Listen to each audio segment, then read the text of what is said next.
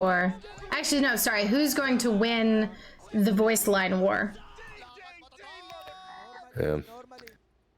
I'm just happy they do it only at the beginning of the game because I'm gonna have to mute everyone. Remember, like 2 years ago, it was a year ago even, it was such a pain to cast games. Like you have to mute them. You can't hear yourself talking. There's way too many voice lines happening. Well, even in the matchup screen now, when they all have the little things that shout, that can be very alarming to try and continue to talk about the draft when that pops up. Somehow it happened that they were spamming them during the draft in the first game of the series, and you can't even mute them because it's the draft, right? So I have to go into the settings and just mute the Dota completely. Yeah, it's a fun thing though. I love it. I love spamming that as well. And if I was in their place, I would be spamming the living hell out of those chat wheels. Well, the goal is you tilt the enemy, and if you tilt the casters in the process, well, that's just a bonus. That's the main thing, tilt the casters. And when I was a player, casters pissed me off so much. Like it constantly. There's so many little things that we miss when you stop playing Dota constantly competitively, and when you stop talking to all the players that are constantly playing, you start missing these little intricacies. And when you're playing, hearing someone miss what's important all the time can be a little bit annoying. See you later, nerds. Yeah. But, we try our best. What can you do?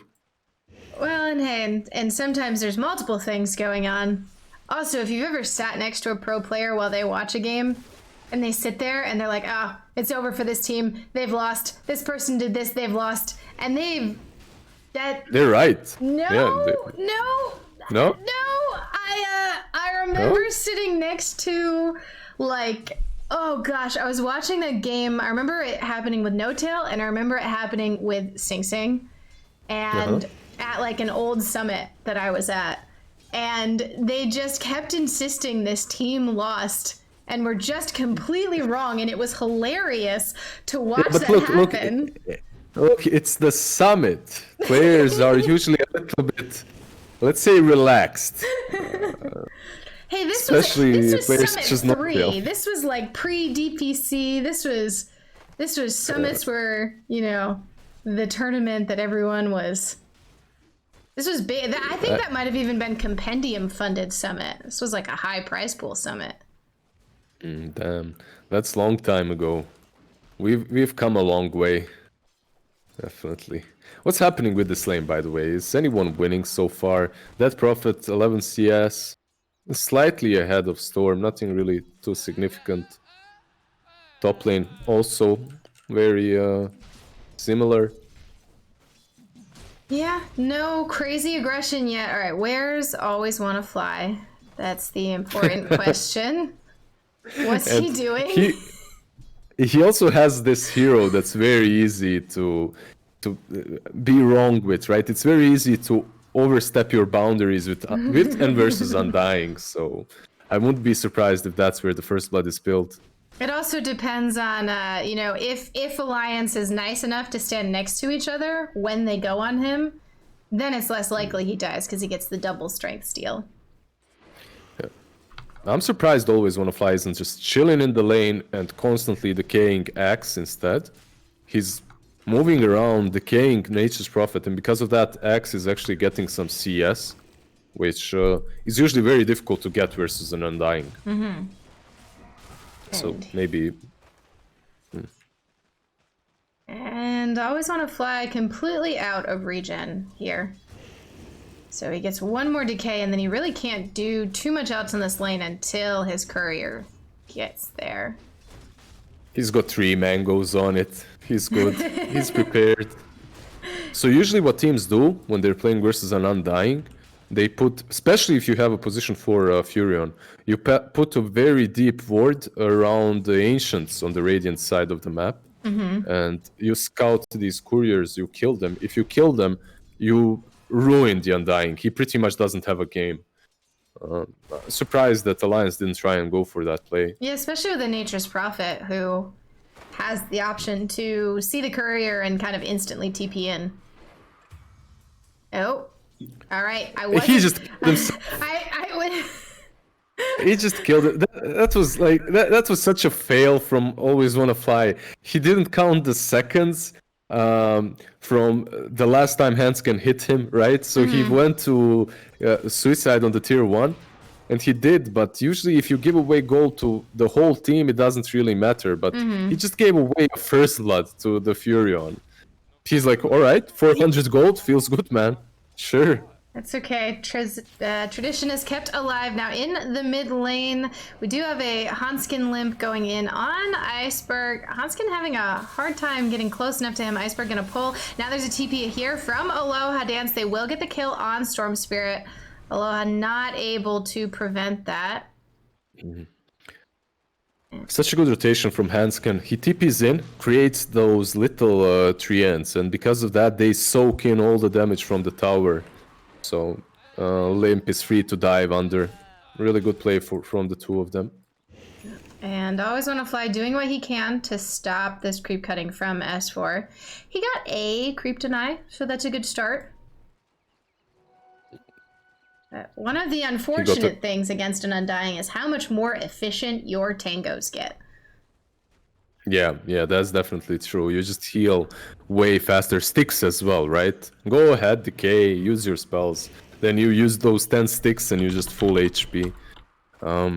One thing that I also like to see on an Undying versus Axe lane is Orb of Venom. I know it's difficult to afford, but even if you don't get boots, if you get that Orb of Venom on Undying, the lane is much easier. Yeah, and Iceberg? Storm Spirit in trouble again here with Limp, and Storm's gonna do the pull, try and get some damage onto Hansken, but not enough. And that's what are these levels?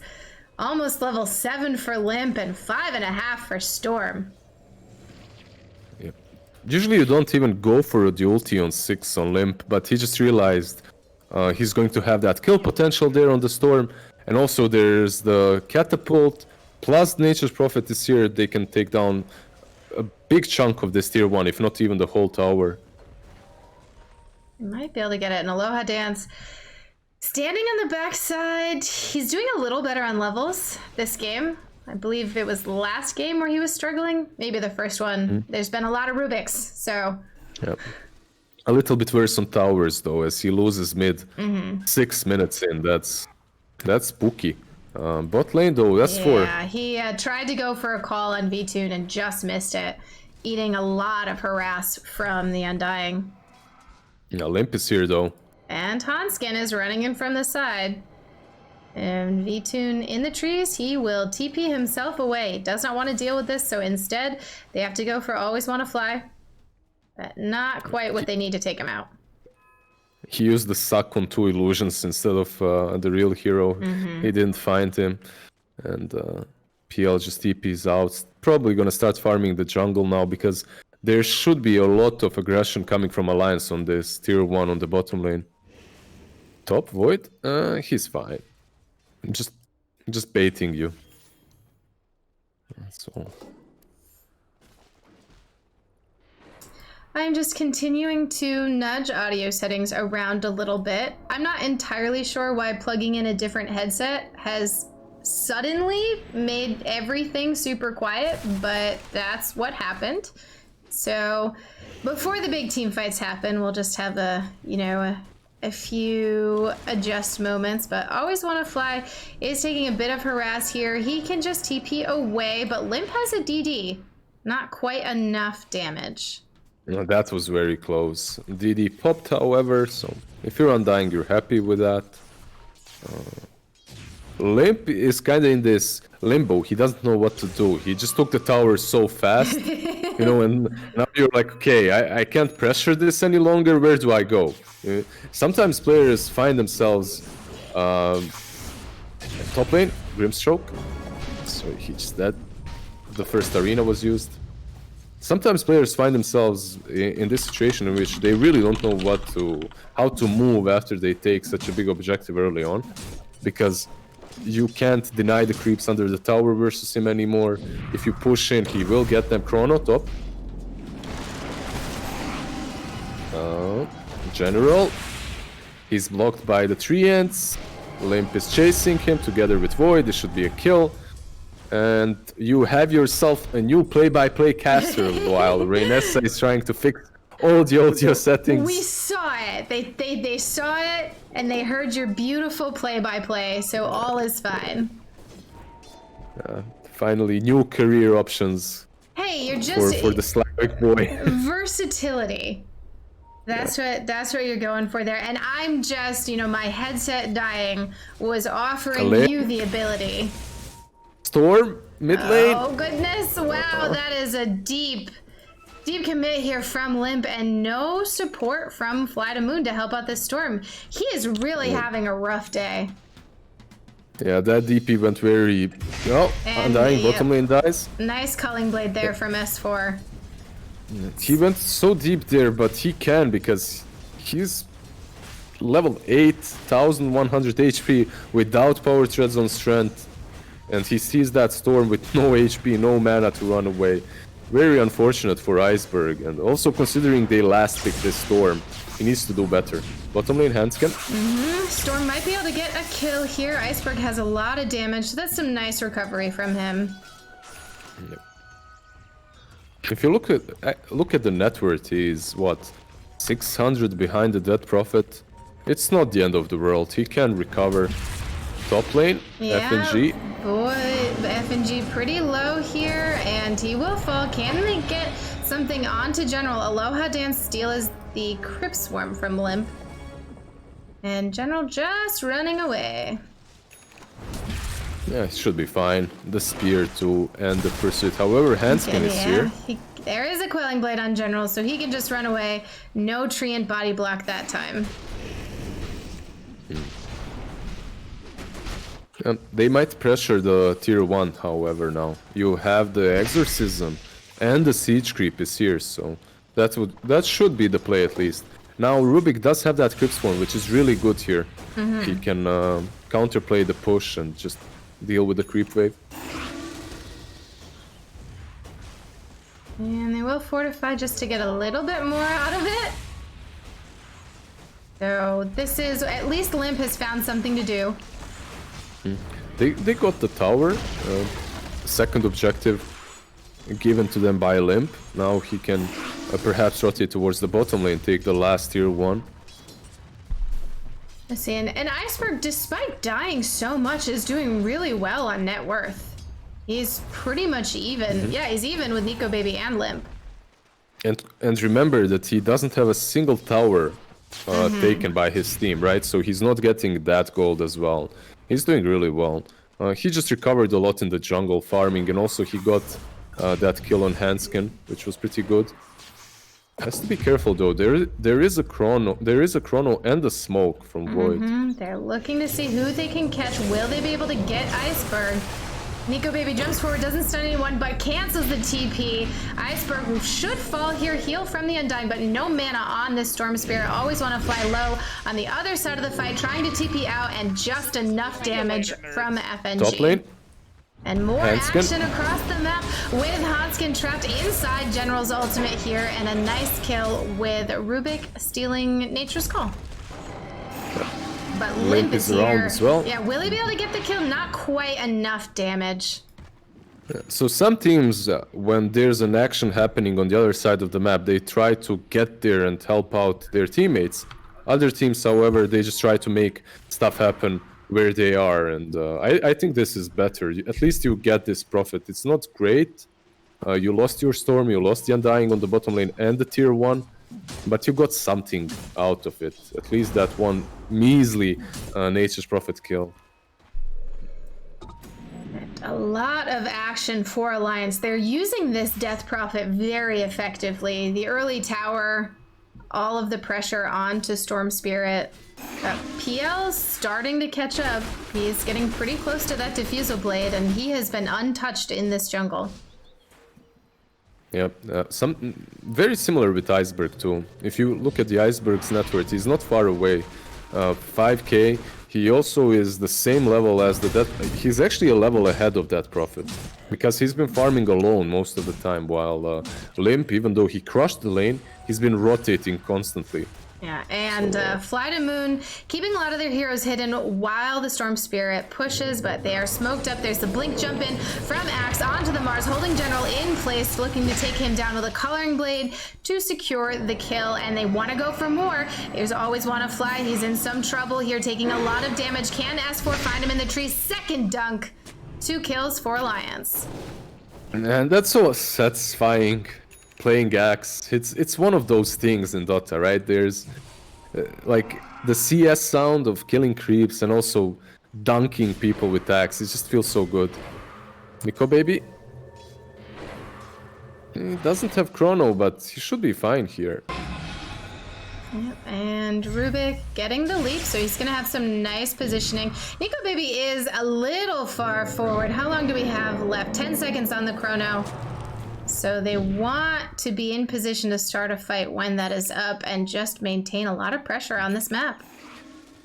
I really love the way he's playing because he's rushing a Battle Fury, right? So it's a very farming oriented build. But he's not hiding on his side of the map. Instead, he's constantly on the enemy side, and if he is close to having that chrono, he makes them see that. And they're just afraid to engage, and he tries to use that chrono off like every single time it's off cooldown. It's really an exemplary way of playing Faceless Void, or any hero that has such a long cooldown, actually. That is Diffusal finished onto the PL now. So getting closer to being ready to fight and maybe take on this Void. And Kaya on the Storm Spirit working towards that Bloodstone. Yep. 750 away from the vessel on Mars as well, and they'll pretty much have everything they need. They already smoke up though. Yeah, right into Alliance. So the jump forward from Aloha dance aggressively. Limp has not managed to get that ultimate off yet. Will use it, but falling very quickly here to the PL. So Death Prophet already out of the fight. Nature's Prophet also lost. And Alliance probably want to look to disengage here. They need to. Yeah. They actually have to get the hell out. They don't have much to get out of here, though, with S4 locked down to the trees. A long jump in from Iceberg. S4 will fall. And we've got Grimstroke on one, Void being chased on the other. Nico Baby not going to have a lot of mana to work with, but he has the stick. And he has leap up so often that VTune can't burn enough mana to lock down the Void. Yeah, if you're playing versus anyone that builds Diffusal, you have to have a Magic Wand, and basically you will always guarantee to have that mana for Time Walk. I wouldn't be surprised if he keeps this Magic Wand for a really long time in his inventory. But a really good fight for FlyToMoon, and it all started with Rubik jumping in and just lifting the Axe. Yeah, he couldn't really do anything big there, but if Axe can't counter-initiate, you can kill that Prophet easily. Limp dies, they can't jump in with the Axe, they instantly win the fight afterwards. And that's one of the first times we've seen FlyToMoon take the fight to Alliance there. You know, Alliance has been initiating a lot of it with Death Prophet, with Nico Baby. So nice. And that was nice timing around the Diffusal on PL as well. They were so aggressive though, right? Like it looked like the bullies on a court, right? They're just taking everything away from FlyToMoon. This Rubik was the first small kid to stand up to them, right? Just punch them, see that they can bleed as well. And now Iceberg is invis, going to scout into the enemy jungle, see if they can catch anyone out. Which S4 is the closest hero. There is some backup here. But instead, maybe they'll find Hanskin up top. And the scan sees him in the trees, so they're pinging that out, looking to jump. Iceberg still invis. Will catch him TPing? No, will not catch him TPing. Damn! Actually, he didn't expect him to be hiding there. And it is a little bit of an unconventional place to hide in, that's definitely true. So he zips in all the way behind. And now it's Alliance that can actually fight. The Tombstone has been committed. You don't have Tombstone to work with. Alliance could chase them here. Yeah, FlyToMoon fully disengaging though. Yeah, and Alliance just happy split pushing, doing their Alliance ratting stuff. Furion already on the bottom lane. And Nico Baby with a Battle Fury is definitely looking to stand up to this PL as the game continues. He's rushing for that BKB as well, so he's looking to fight very early on. As soon as that BKB is done. S4 is in the trees here, moving forward. He doesn't know how many FlyToMoon heroes there are. Spirit Vessel and 4 heroes. Sorry, S4. Yeah. So this build that he has is really good if you're counter-initiating or initiating, but if you get initiated on, it's just... you just die. You have some armor, that's true, but very low HP, and they take care of him quickly. But he is creating some space at least. Furion is farming bot, Grimstroke is defending top. FlyToMoon is definitely back in the game, but they're not really taking objectives at all. The mid-tier 1 still stands strong. And they have to be concerned about that with the pressure that Death Prophet and Nature's Prophet, wow, that threw me off there. The pressure that the Prophets can place on the map.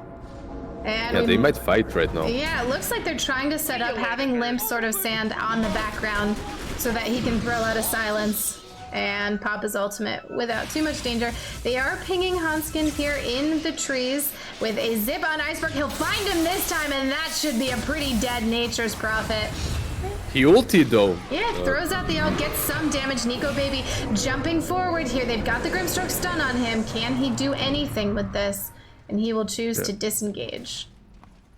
I believe X was clipped by something there, so he couldn't blink in and use the call properly. And because of that, they just decided to back out.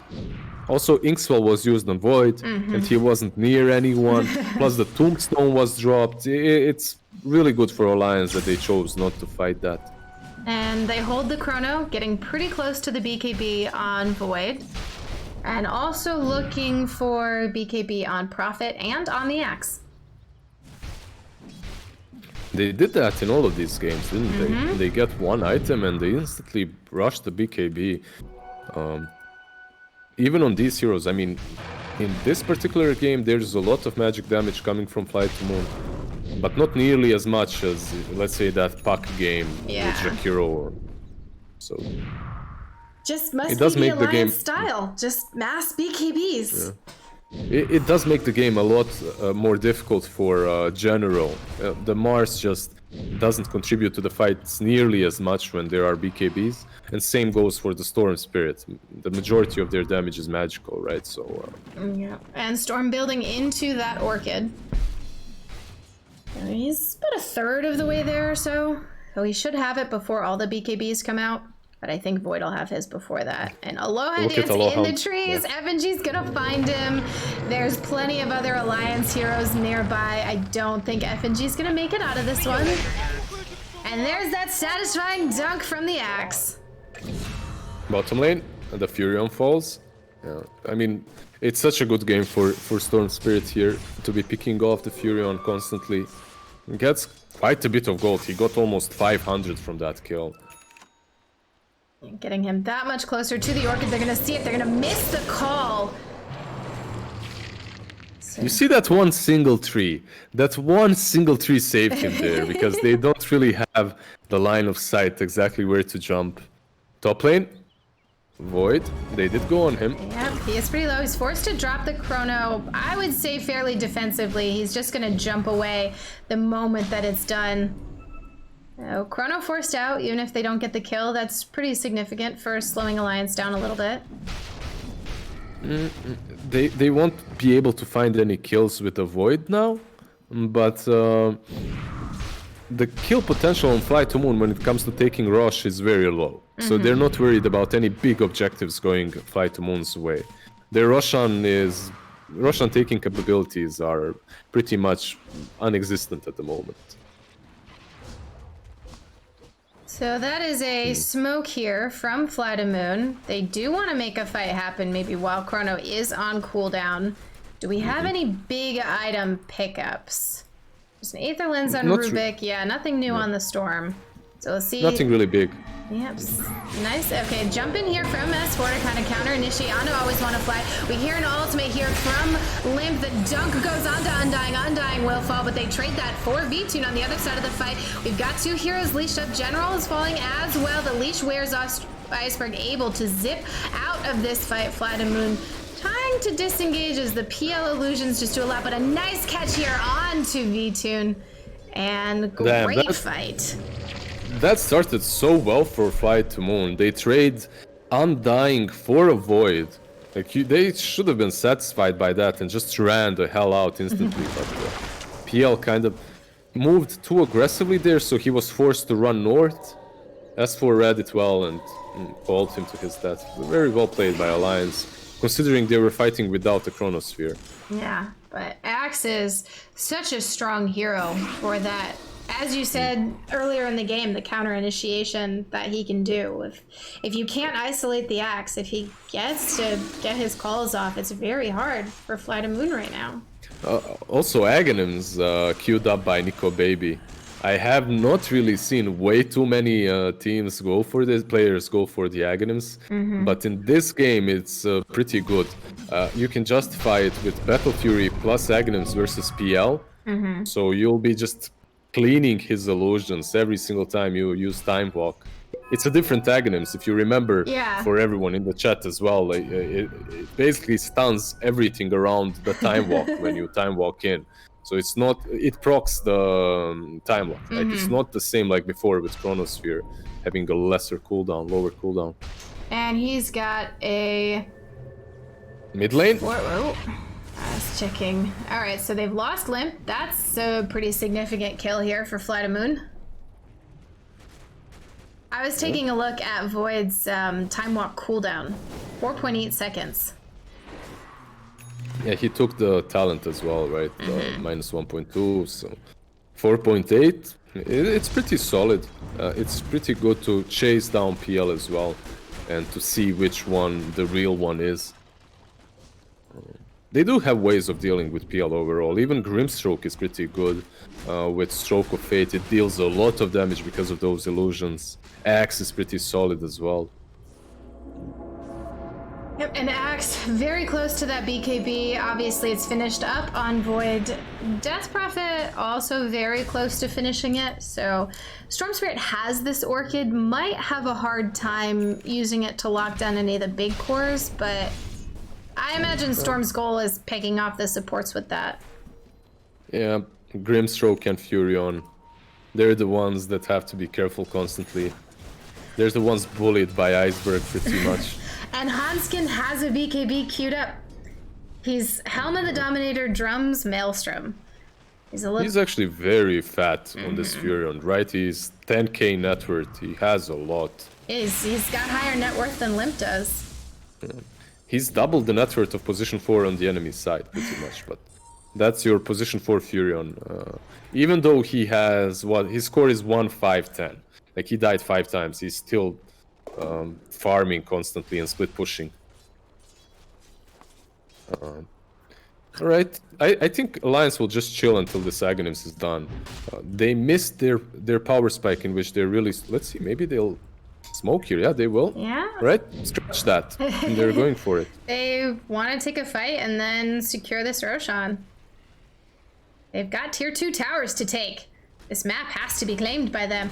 S4 leading the way with the Inks. He's going to jump find VTune here, doing a lot of damage. The Chrono dropped as well to make sure that PL cannot get out of this. Storm zipping in on the back line, but gets instantly used, trading out the silences between the two heroes. Nico Baby popping that BKB, trying to do what he can. Storm is completely out of mana, so we'll have to back off and regen before FTM can go for more. Another call here onto the Rubik, and Aloha Dance is dunked. 2 down for FlyToMoon. The thing that I like the most about that fight is that Alliance reserved the Exorcism for the next fight, or the next objective, which might be Roshan, right? So they didn't pop both of these ultimates, and because of that, they can actually go into the Rosh Pit and take it. If they used Exorcism, then they're in this spot in which, okay, we used all our ultis. If the PL has buyback, then suddenly we can lose this fight around the pit, which isn't really that great. Really well played by them. This should be Aegis for Nico Baby. The BKB completed on Limp as well. And now you have full control on the map with this Aegis. Almost the Aghanims as well completed on Void. And it will be a Shiva's next for Limp. Really, every single hero is very concerned about this PL. Yep. You have to be, right? You have to be itemizing this way. When you're playing versus a PL, someone has to have a Shivas. Your Crimson Guard is also pretty good, but you don't have to get it in every single game. And avoid going for that Aghanims is something extra. There is a smoke from FlyToMoon. They are looking for Alliance, but I don't think they're going to run into them at all, since Alliance are playing on the other side of the map. Yeah, that rush was taken a minute ago, boys. You're a bit late.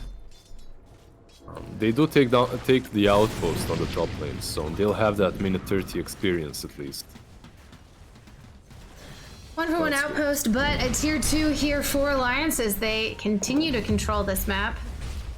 Yeah, they will pressure the high ground here, I think.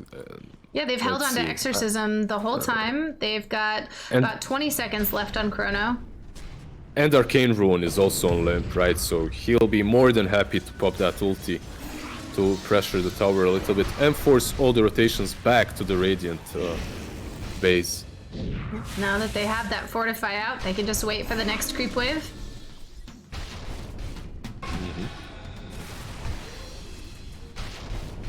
Are you looking at the time walk with Agnes, by the way? How is it performing so well? I mean, I've been clicked on Nico Baby for a while, and I'm not seeing anything too crazy yet. So far he's been only farming though, so yeah. Let's see. Ah, there you go. Yeah, I mean that was pretty. It looked nice. I want to see that. I want to see a 5-man time walk. Mid lane. Oh no.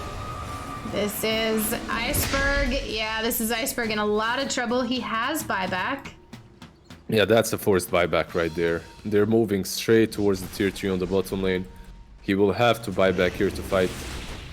Yeah, and Nico Baby with that Aegis, the instant creep clear, and now finally we see the Exorcism popped. I believe Rubik has stolen the silence. Yep, and a jump in with the Chrono going to try and take down as many. There's a buyback from Storm Spirit. He's zipping in now, trying to go on the back line to take out this Grimstroke. Limp will do his best to save his teammate, but it's not quite enough. Always want to fly. Stuck inside the arena with Nico Baby. Nico Baby finally pinned to the wall. Yeah, dieback on Storm. No buyback That's on PL. game right there. One single fight was all that's necessary for Alliance. Obviously, picking off Iceberg was really good on that mid lane. I think Iceberg was thinking